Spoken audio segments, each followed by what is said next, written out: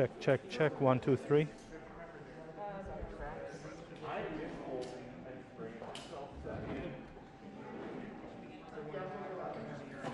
should be getting audio now.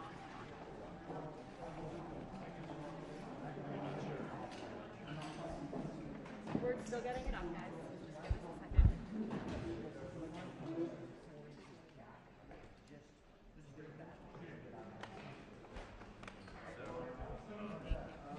Yeah, and I'm going to go off a little bit.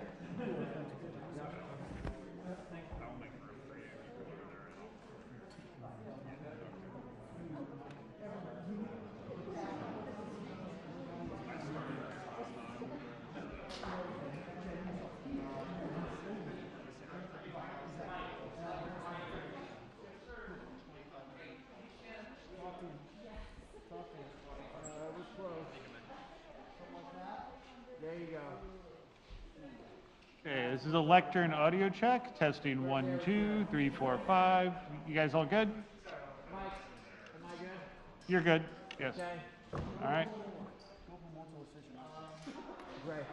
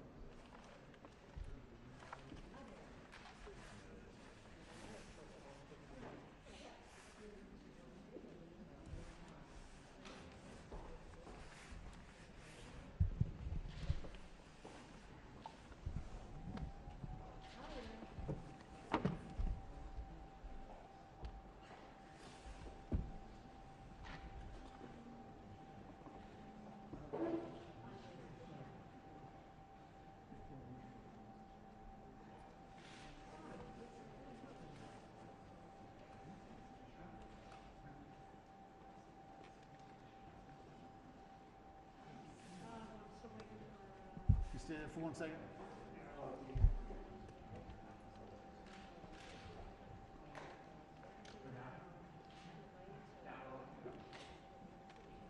Thank you. You guys good?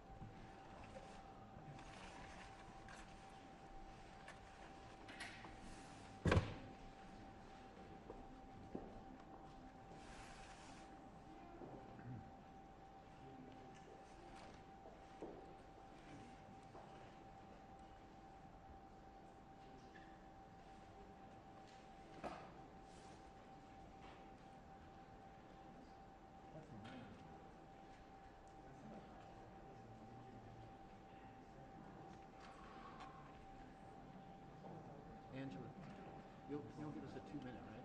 Yep. Thank you.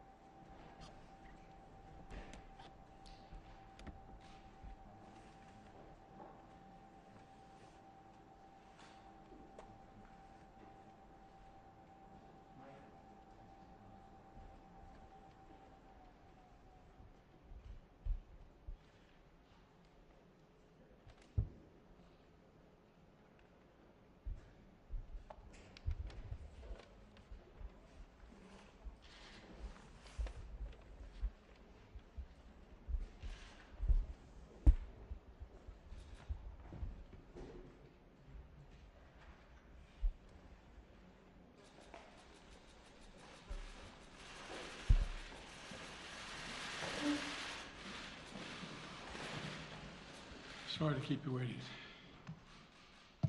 Good afternoon. The Russian military has begun a brutal assault on the people of Ukraine.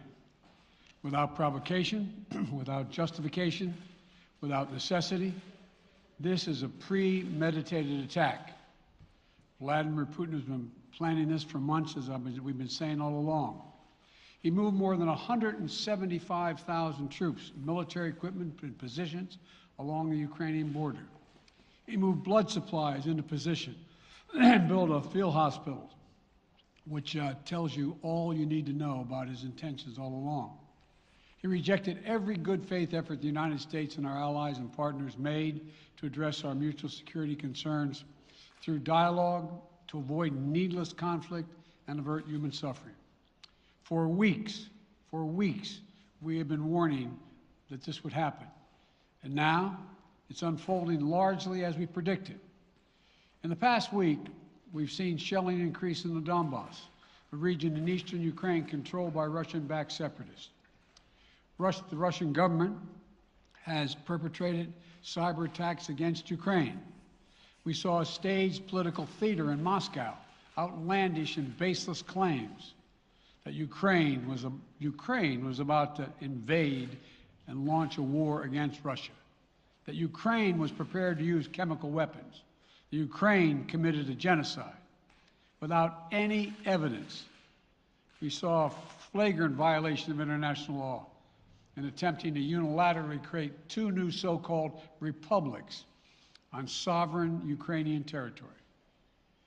And at the very moment that the United Nations Security Council was meeting to stand up for Ukraine's sovereignty, to stave off invasion, Putin declared his war. Within moments, missile strikes began to fall on historic cities across Ukraine. Then came the air raids, followed by tanks and troops rolling in. We've been transparent with the world. We've shared declassified evidence about Russia's plans and cyber attacks and false pretexts so that there could be no confusion or cover-up about what Putin was doing. Putin is the aggressor. Putin chose this war, and now he and his country will bear the consequences. Today, I'm authorizing additional strong sanctions and new limitations on what can be exported to Russia. This is going to impose severe cost on the Russian economy, both immediately and over time. We have purposely designed these sanctions to maximize the long-term impact on Russia and to minimize the impact on the United States and our allies. I want to be clear, the United States is not doing this alone. For months, we've been building a coalition of partners representing well more than half the global economy. 27 members of the European Union, including France, Germany, Italy, as well as the United Kingdom, Canada, Japan, Australia, New Zealand, and many others, to amplify the joint impact of our response. I just spoke with the G7 leaders this morning, and we're in full and total agreement. We will limit Russia's ability to do business in dollars, euros, pounds, and yen to be part of the global economy. We'll limit their ability to do that. We're going to stunt the ability to finance and grow the Russian military.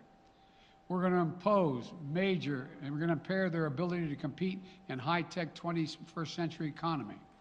We've already seen the impact of our actions on Russia's currency and the ruble, which early today hit its weakest level ever in history.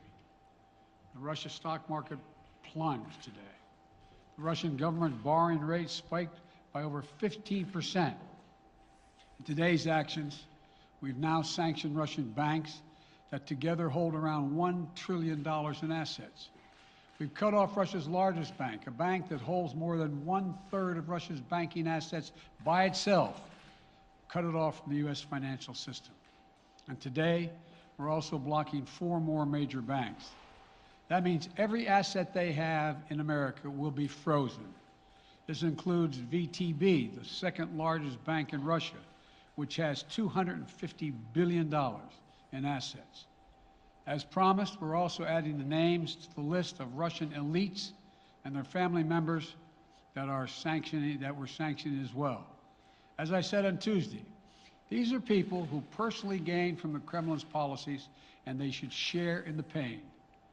We will keep up this drumbeat of those designations against corrupt billionaires in the days ahead. On Tuesday, we stopped the Russian government from raising money from U.S. or European investors. Now we're going to apply the same restrictions to Russia's largest state-owned enterprises, companies with assets that exceed $1.4 trillion. Some of the most powerful impacts of our actions will come over time as we squeeze Russia's access to finances and technology for strategic sectors of its economy and degrade its industrial capacity for years to come. Between our actions and those of our allies and partners, we estimate that we'll cut off more than half of Russia's high-tech imports. It will strike a blow to their ability to continue to modernize their military. It will degrade their aerospace industry, including their space program. It will hurt their ability to build ships, reducing their ability to compete economically. And it will be a major hit to Putin's long-term strategic ambitions. And we're preparing to do more. In addition to the economic penalties we're imposing, we're also taking steps to defend our NATO allies, particularly in the East. Tomorrow, NATO will convene a summit. We'll be there to bring together the leaders of 30 allied nations and close partners to affirm our solidarity and to map out the next steps we will take to further strengthen all aspects of our NATO alliance. Although we provided over $650 million in defensive assistance to Ukraine just this last year, let me say it again, our forces are not and will not be engaged in the conflict with Russia in Ukraine. Our forces are not going to Europe to fight in Ukraine, but to defend our NATO allies and reassure those allies in the East. As I made crystal clear, the United States will defend every inch of NATO territory with the full force of American power. And the good news is, NATO is more united and more determined than ever. There is no doubt that the United States and every NATO ally will meet our Article 5 commitments, which says that an attack on one is an attack on all. Over the past few weeks, I ordered thousands of additional forces to Germany and Poland as part of our commitment to NATO. On Tuesday, in response to Russia's aggressive action, including its troop presence in Belarus and the Black Sea, I've authorized the deployment of ground and air forces already stationed in Europe to NATO's eastern flank allies, Estonia, Latvia, Lithuania, Poland, and Romania. Our allies have also been stepping up, adding the other allies, the rest of NATO, adding their own forces and capabilities to ensure collective defense. And today, within hours of Russia's unleashing its assault, NATO came together and authorized and activated an activation of response plans. This will enable NATO's high readiness forces to deploy and when and where they are needed to protect our NATO allies on the eastern boundaries of Europe. And now I'm authorizing additional U.S. force capabilities to deploy to Germany as part of NATO's response, including some of the U.S.-based forces that the Department of Defense placed on standby weeks ago. I've also spoken with Defense Secretary Austin and Chairman of the Joint Chiefs, General Milley, about preparations for additional moves should they become necessary to protect our NATO allies and support the greatest military alliance in the history of the world, NATO. As we respond, my administration is using the tools, every tool at its disposal, to protect American families and businesses from rising prices at the gas pump. You know, we're taking active steps to bring down the cost, and American oil and gas companies should not exploit this moment to hike their prices to raise profits. You know, in our sanctions package, we specifically designed to allow energy payments to continue. We are closely monitoring energy supplies for any disruption. We've been coordinating with major oil producing and consuming countries toward our common interest to secure global energy supplies. We are actively working with countries around the world to elevate collective release from the strategic petroleum reserves of major energy consuming countries. And the United States will release additional barrels of oil as conditions warrant. I know this is hard and that Americans are already hurting, I will do everything in my power to limit the pain the American people are feeling at the gas pump. This is critical to me. But this aggression cannot go unanswered. If it did, the consequences for America would be much worse. America stands up to bullies. We stand up for freedom. This is who we are. Let me also repeat the warning I made last week. If Russia pursues cyber attacks against our companies, our critical infrastructure, we are prepared to respond. For months, we've been working closely with the private sector to harden our cyber defenses, sharpen our ability to respond to Russian cyber attacks as well.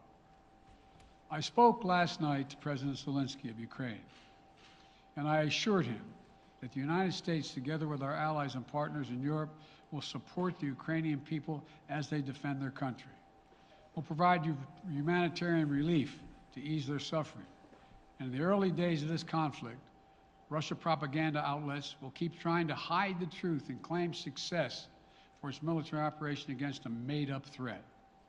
But history has shown, time and again, how swift gains in territory eventually give way to grinding occupations, acts of mass civil disobedience, and strategic dead ends.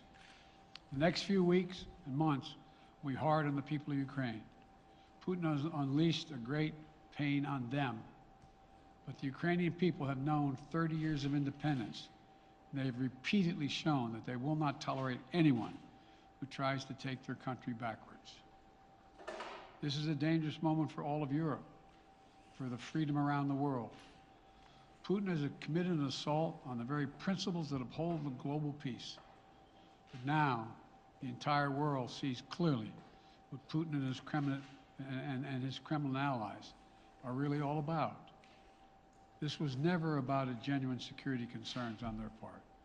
It was always about naked aggression, about Putin's desire for empire by any means necessary, by bullying Russia's neighbors through coercion and corruption, by changing borders by force, and ultimately by choosing a war without a cause.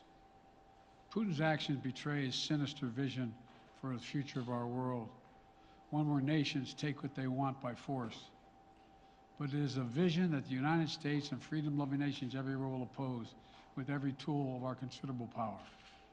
The United States and our allies and partners will emerge from this stronger, more united, more determined, and more purposeful.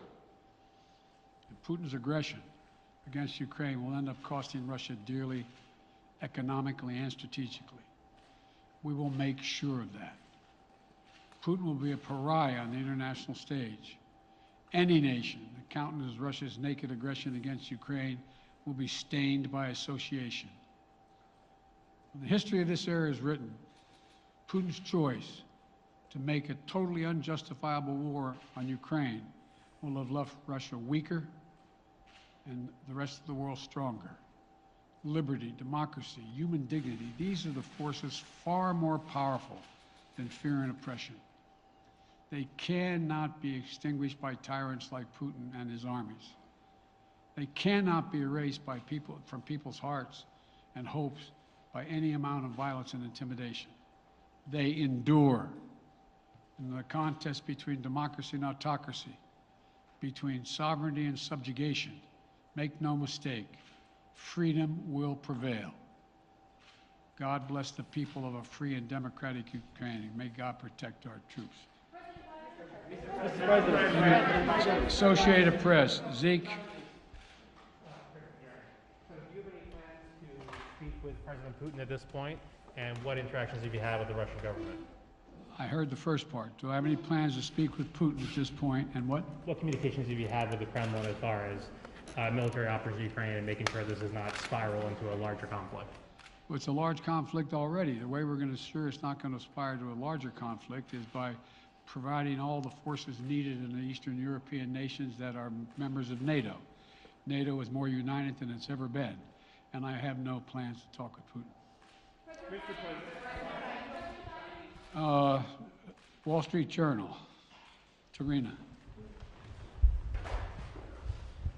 Mr. President, you didn't mention SWIFT in your sanctions that you announced. Is there a reason why the U.S. Isn't doing that? Is there a disagreement among allies regarding SWIFT and whether Russia should be allowed to be a part of it? The sanctions that we've proposed on all their banks have of equal consequence, maybe more consequence than SWIFT, number one. Number two, it is always an option, but right now that's not the position that the rest of Europe wishes to take. Cecilia Vega, ABC. Sir, sanctions clearly have not been enough to deter Vladimir Putin to this point. What is going to stop him? How and when does this end? And do you see him trying to go beyond Ukraine?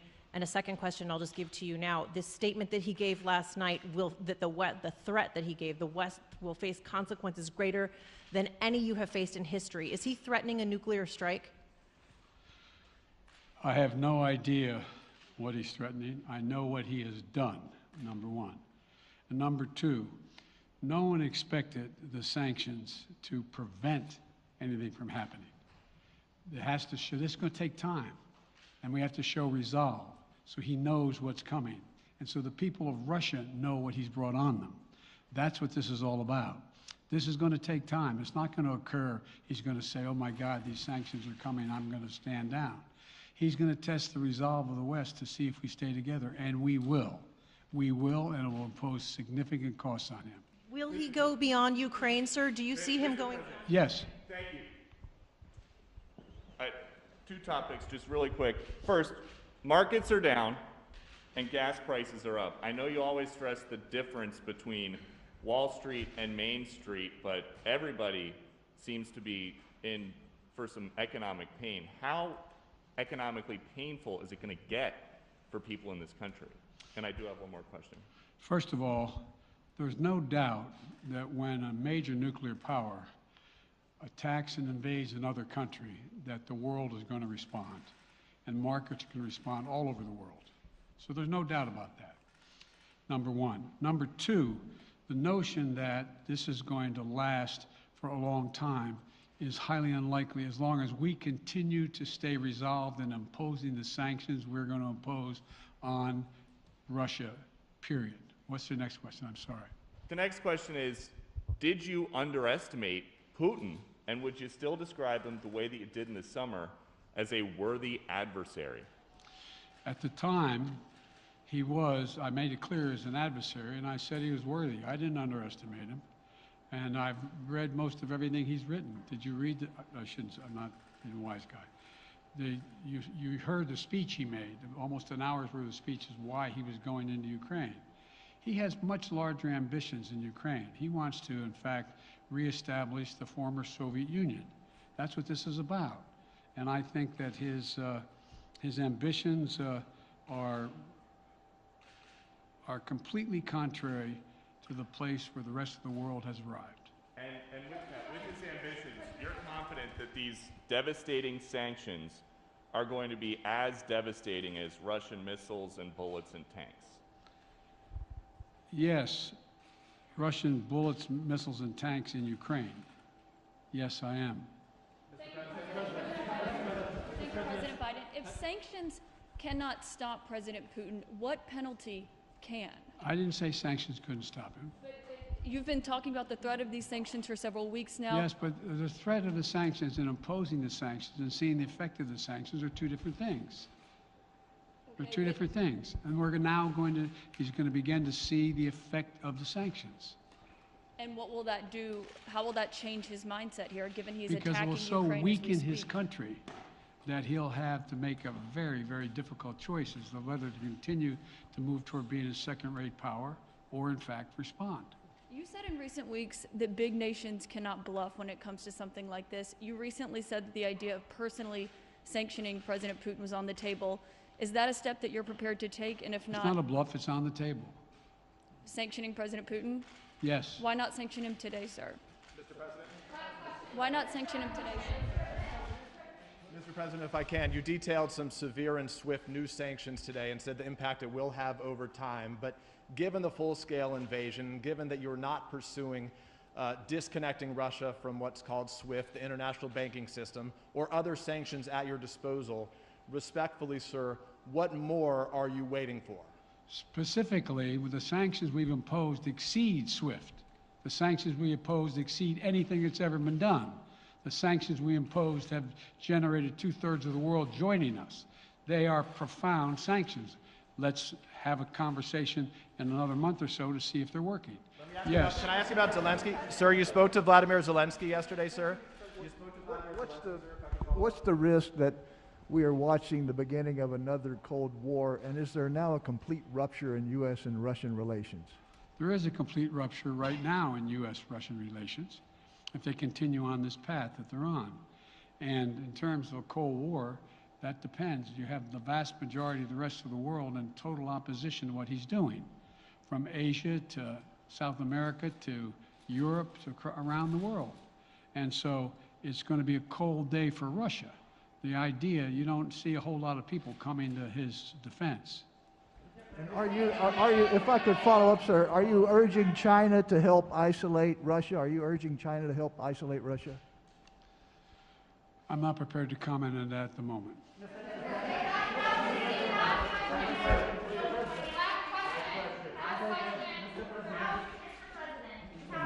No. Yeah. No. He's had his hand up a long time. Thank you, Mr. President. How concerned are you that Putin wants to go beyond Ukraine into other countries, and the U.S. will have to get involved if he moves into NATO countries? Well, if he did move into NATO countries, he will be involved. We will be involved. The only thing that I'm convinced of is if we don't stop now, he'll be emboldened. If we don't move against him now with these significant sanctions, he will be emboldened. And look, you know, well, anyway. And can you talk anything more about your conversation? Mr. President.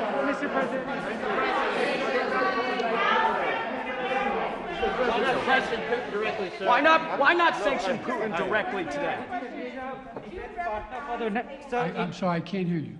Sir, India, which is a major defense partner of the United States, is India fully with you on the issue of Ukraine and Russia? Does the Defense Department of the United States? So India is one of your major defense partners. Is India fully in sync with the United States on Russia? We're in consultation with India today. We haven't resolved that completely. One more question. Okay, thank you all very much. Thank you.